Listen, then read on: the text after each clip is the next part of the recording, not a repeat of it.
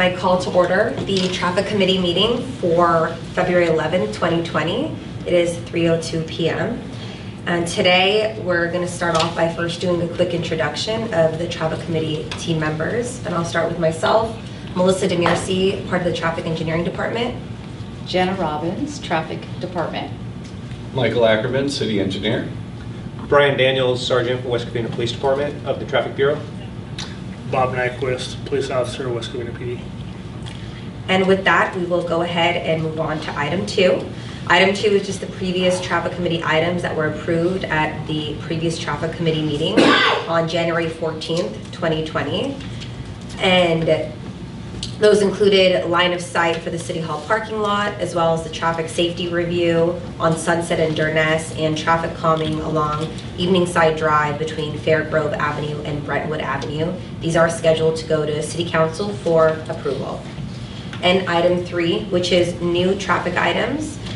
This item 3I is the traffic review of left turn access into Christ Lutheran School on Citrus Street. We'll first do an item presentation. After our presentation, we will open it up to comments from the audience, and then from there we'll do comments from the committee members. And with that, I will begin.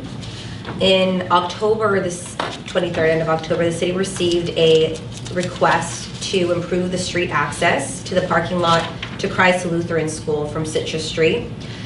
The residents stated that there have been a history of potential accidents as well as potential near misses because left turning vehicles must queue in the northbound travel lane on Citrus Street, waiting to make a turn into the school parking lot, which leaves, potential collision that could occur.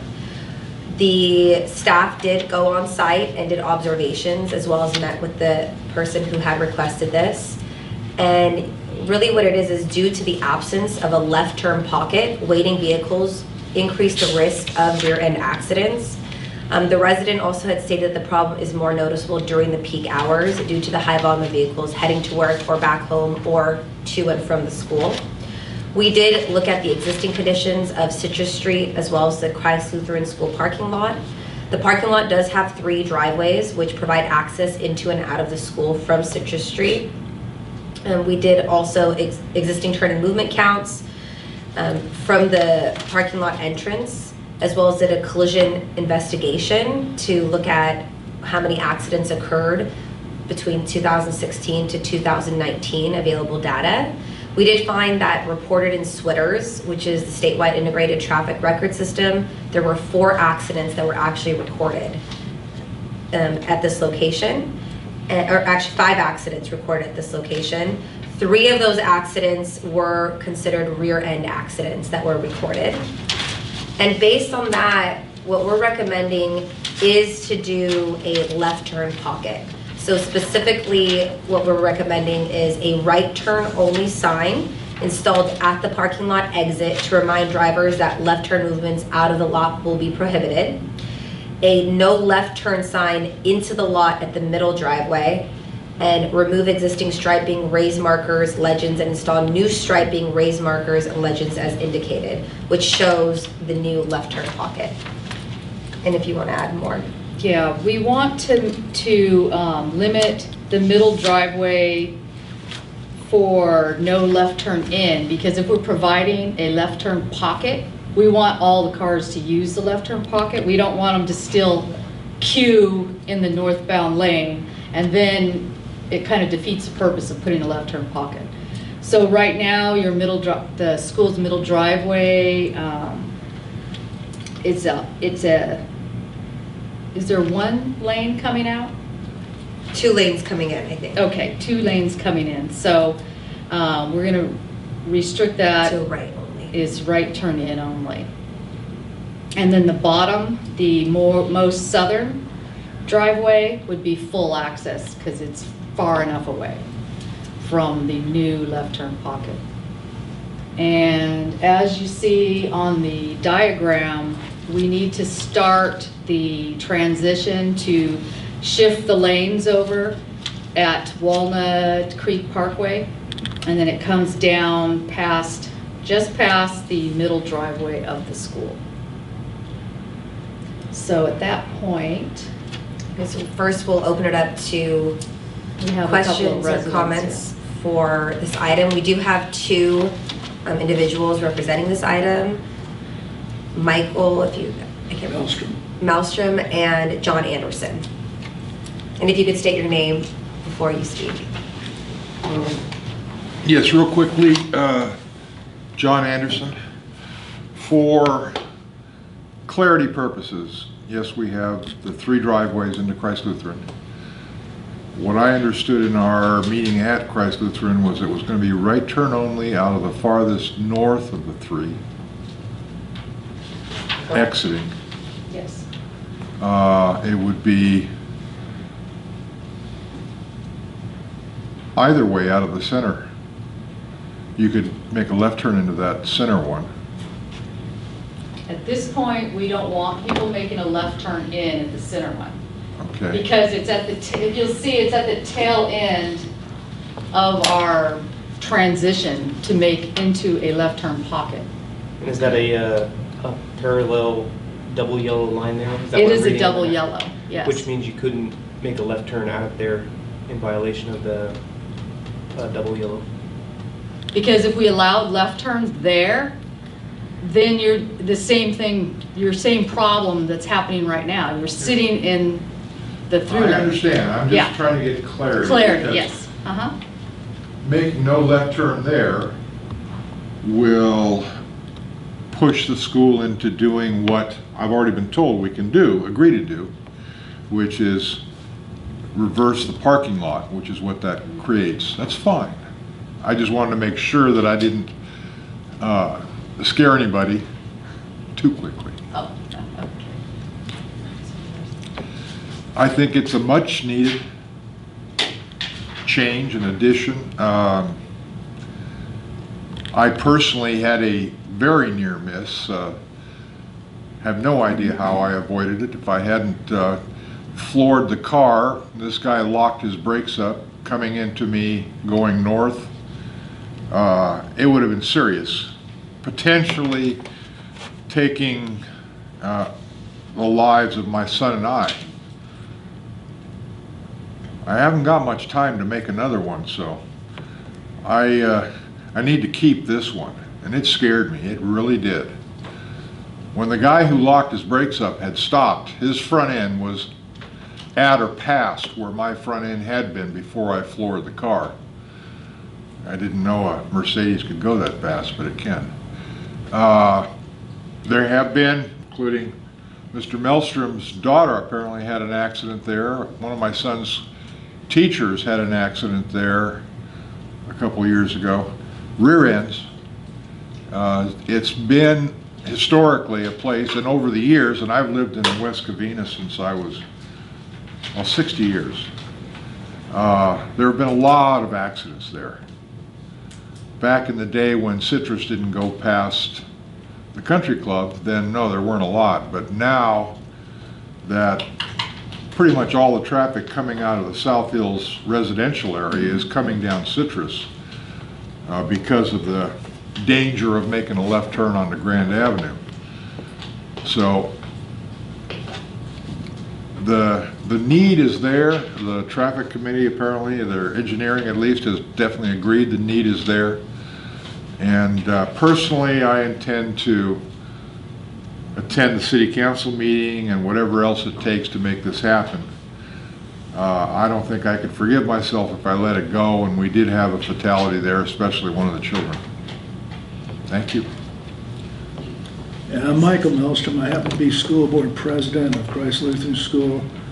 Yeah, my daughter was involved in a rear-end accident there 4 or 5 years ago. I've had several near misses trying to make a left turn into the school parking lot there. It's always concerned when you see people coming down that hill behind you, whether or not they're going to stop. You're spending most of your time looking up in the rearview mirror to do exactly what John has suggested, trying to avoid an accident with somebody rear-ending you. So it is an important part of what we're going to do and promote for the school. So anything you can do for us would be greatly appreciated. Is it my understanding that the southern driveway now will be the left turn ingress into the parking lot? So here's the diagram that show what the improvements are. So this southern, the middle driveway is going to be right turn in only. No left turn will be allowed. Okay. Or out, yeah. Or out. Yeah. And the top driveway is going to be left turn in, right turn out, or right turn in. So No. the southernmost driveway is going to be the left turn. This one is going to be free, in or out. Okay. The So where's the left turn line? right up here. On the northernmost driveway? Correct. Okay, This Okay. this is south. Yes. yeah. This is opposite what you were just telling me. So the northernmost driveway is going to be the left turn lane? Correct. Yes, the Into- northernmost driveway. Okay. That should be And then fine. the southern one, Yeah. is that an exit? The southern. Exit only, but it can Right now, go- it's exit only Exit, for you us. can make a left or a right. Yes. But no one comes in anyway, because it's posted. Well, next they're not to- supposed Do to. not So enter. yes. You'd be surprised how many times they do. Right. So Those this two is- gentlemen probably wouldn't be very surprised. No. Now, as a school administrator, are you, if you look at this, you're okay with changing, restricting these movements Yes. at the school? So you can go forward with that as well? Yes, that's not going to be a problem for the school. Okay. I know a lot of schools have time constraints on when a no right turn or a no left turn is. Is there going to be any time constraints in regards to that sign being posted during school hours? Or is it No, going to be I think all we the just time? want it no left, because like I said, as you see, it's at the tail end of our putting in this left turn pocket, so Okay. we're gonna have the double yellow, so no one at any time can make a left in there. I mean, they're not supposed to. We For actually safety have traffic reasons. coming in and out of the parking lot all day long at different times. Okay, Due to the preschool, some students come in half a day, every other day, so there's constant traffic going in and out of that parking lot. okay, great. So this is just, as you know, this is just a conceptual that we can do it. So what would happen is if, you know, we're gonna vote, if it's approved, we will take it to the council as a staff report, and then we have to give them the cost of what it takes to get rid of the striping, add new striping, and then if they approve it, then we would have to prepare regular design plans on the street improvement plans. So it's a little bit of a process, so it's not gonna happen overnight if it's approved, but it's in the works. I understand, we appreciate your consideration. Will there be signs posted for no left turn on at the driveway apron for drivers exiting the school? The middle driveway? Yes. No, yes. So Okay, no so the left middle is turn. only entrance. Well, You're saying no left turn into it? Yeah, no left turn. Yeah, will there be signs posted as well at the driveway apron? So vehicles that are leaving the school property onto the roadway? yeah, the northern driveway, see, we have a right turn Right turn. only sign, so So that'll there'll be a have to sign be there. on there, probably part of your curb. That's Or fine. maybe the city. Just so we can enforce it? if Yes, there's an yes, issue. it'll So all the be posted. Publicly maintained signs. so we can Yes, enforce it. correct. We will also paint the arrows that are Perfect. going in the right direction. I mean, if it Currently turns, there. yeah, if it's a problem, we might have to put a sign that says entrance only or exit only. If you find as at the school that people are turning in, they're coming in the exit or vice versa, we may have to put some additional signs, just directing your parents to, you know, once they get the hang of it, they should be okay And with we it. would also have the ability initially to put someone out there to help direct traffic. Yeah, and so once it's finally gone through all the process and it's been changed, what the school may want to do is have just like a little handout to your parents saying, hey, we've now got a new configuration on entering and exiting our school for safety purposes.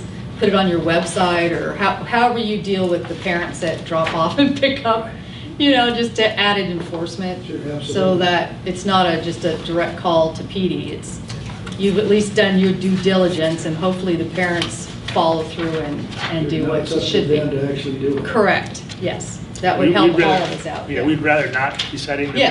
parents. We'd like them just to follow the rules. Yeah. But it becomes an issue, like we've been called out to many schools with that, it's proper signage and then that's up to the parents to. Would there be initially a period of maybe you can warn the parents if they don't follow exactly the directions? Yeah, we typically will give like a grace period for people to kind of comply with new regulations. Typically, that's what we do. Really, our goal is education. I'm sorry? Education is our goal, is to get people to do what the signs say or whatever it is. So a lot of times that's, especially on a new transition to a different traffic pattern, that's what we like to do. We appreciate that. Unfortunately, the parents are usually harder to educate than the kids. Well, I shouldn't say this, it's not politically correct, John.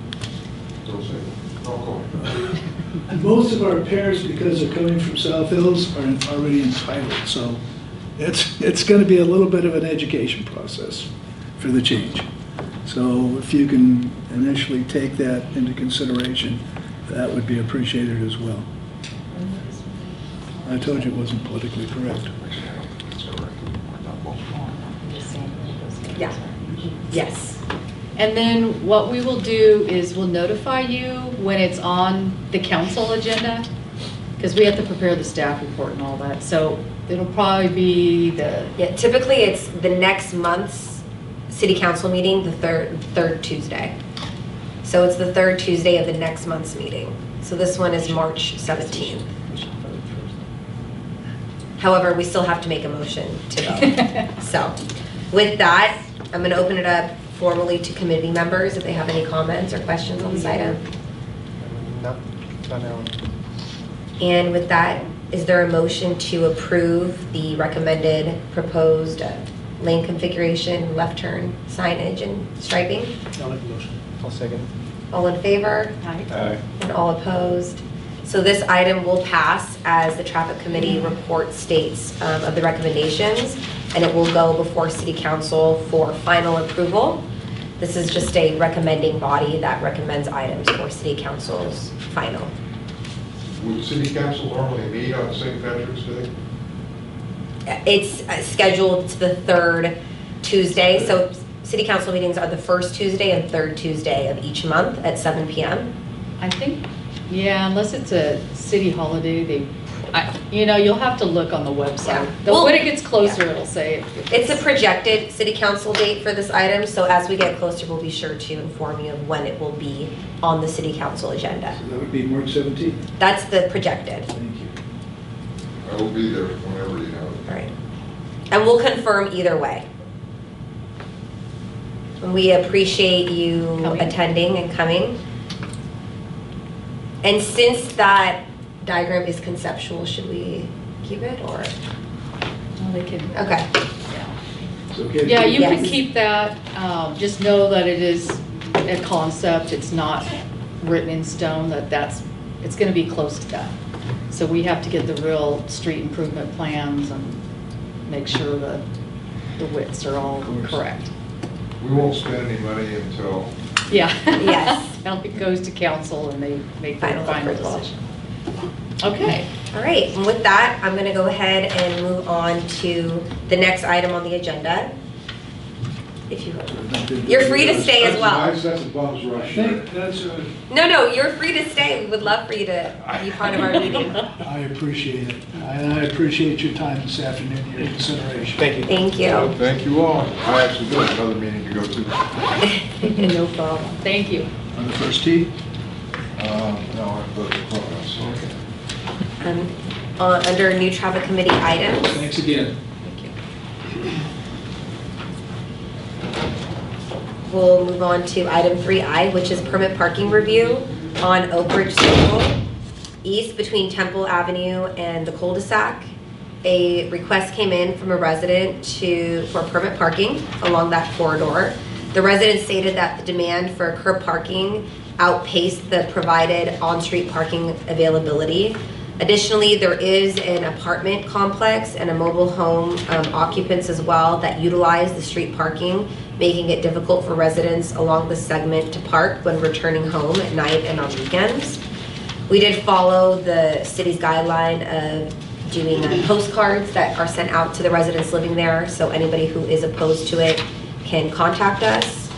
And based on the existing conditions as well as feedback from the residents, we are recommending to approve this request to install no parking anytime except permit parking for that cul-de-sac between Temple Avenue and the cul-de-sac on Oak Ridge Circle. There are no audience or residents here for this item, so I'll open it up to committee member comments. So is it just for Oak Ridge Circle, or Correct. does Glen Ridge, Pear Ridge, or Wood Ridge, or Woodgate have? Only Oak Ridge, because it was only the resident there. So it's kind of a case by case. Yeah, the city has a parking restriction application. So what happens is when we get the application, whoever generates it pays a fee, and then we send out postcards to all the residents that border that particular street, if they have access, driveway access. And then they have a certain amount of time to send their postcard in saying yes, no, don't respond, that type of thing. And so then, based on the city's parking application process, the majority rules in this. So in this case, the majority of residents that were On Oak Ridge? yeah, on Oak Ridge itself, if you look at the last page, voted to apply permit parking. So that'll give all the viewers an idea of what the process is Yes, like. Yeah. yes. So then if permit parking is approved, then each resident is sent 4 parking permits per resident. And if they don't have the permit parking hanging on their car, then they can be subject to a ticket, a parking ticket. So if they do have a family gathering or a special event, they can come in and get a 1-day parking permit. So it's up to the resident to keep track of those 4 parking permits, because they're not going to be reissued continuously. So don't lose them. Right, important. Yes. Or they'll be potentially cited, so. Okay. So on this street, because it's a cul-de-sac, we would only need 2 signs to be posted, one as you enter and one as you circle the cul-de-sac, so that everyone who comes in and parks somewhere knows that it's permit parking. And this also, if we vote, it would go to City Council for final approval. So do I have a motion to approve the request for permit parking along this corridor? So moved. Second? All in favor? All Aye. opposed? All right, so this item will pass for recommendation for City Council's final approval for parking permit on Oak Ridge Circle between Temple Avenue to the cul-de-sac. And with that, I will move on to item 3I. This is also a permit parking request. This time it's on Elendor Street between Michelle Street and Francisquito Avenue. This is a very similar situation where a resident applied for permit parking. Postcards were sent out to the residents fronting that street because the demand for curb parking has outpaced the provided on-street parking space. Based on this, what we are recommending is to do permit parking on both sides of the street except for the portion in front of the church. There is curbside parking in front of the church, and none of the postcards that came in did complain or indicate anything about parking because of the church. So we are going to allow regular parking in front of the church, whereas all of the other areas between Michelle Street and Francisquito Avenue on Elendor Avenue will be permit parking. And there are no audience members present for this item, so I will open it up to committee member comments. No comment. Just one comment. Going southerly towards the church, will we need a end parking restriction sign to indicate that the parking in front of the church is available? Yes, I think we'll need to put in, it's not shown here, we will have to put it in parking permit so that you guys know and the residents know that you can park on the frontage of the church.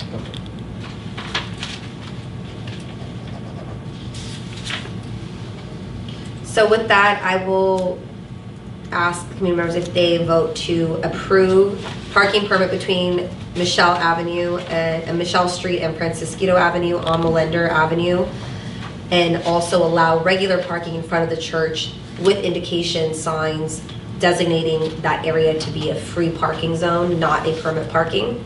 Do I have a motion? Motion. Second? I'll second. All in favor? Aye. So this item will be recommended for city council approval at a future city council meeting date. And with that, I'm going to move on to audience comments. One more.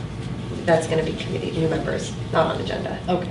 So audience comments on items not on the agenda. There are no audience members present at this time. And from there, we'll move on to committee member comments on items not on agenda. We do have an item that came in very recently that we were able to put onto the agenda, so we've included it. And what this is a business owner at McIntyre Square, located on the east side of Citrus Street, south of Garvey, contacted the city and requested essentially a do not block driveway area. What's happening is that he stated that patrons that want to shop at his center have a difficult time exiting the driveways due to queuing of vehicles waiting for the signal at Citrus and Garvey.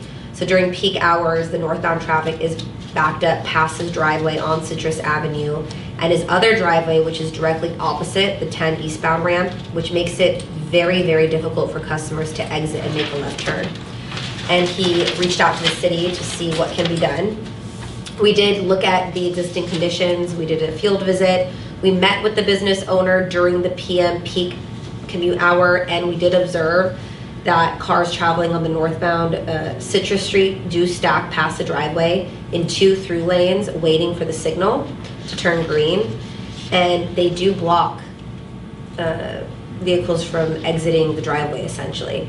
Based on this, what we are recommending is to install a keep clear pavement marking, which is pretty typical that you do see in these types of situations, for both northbound lanes with a do not block driveway sign following the CMUTCD section 3B17 to be installed on the right side of the street. We do have a proposed diagram showing that. And with that, since there are no audience members present, I'll open it up to committee member comments. I think that'd be good. Well, I think that keep clear also is going to allow emergency vehicles to come in and out of the driveway as well. So it's not just cars turning in. If there's something that's going on, they need clear access as well, so. Do I have a motion to approve the keep clear as well as the do not block driveway signage on Citrus Street? I'll make a motion. I'll second it. All in favor? Aye. So this motion passes and will be presented to City Council for final approval.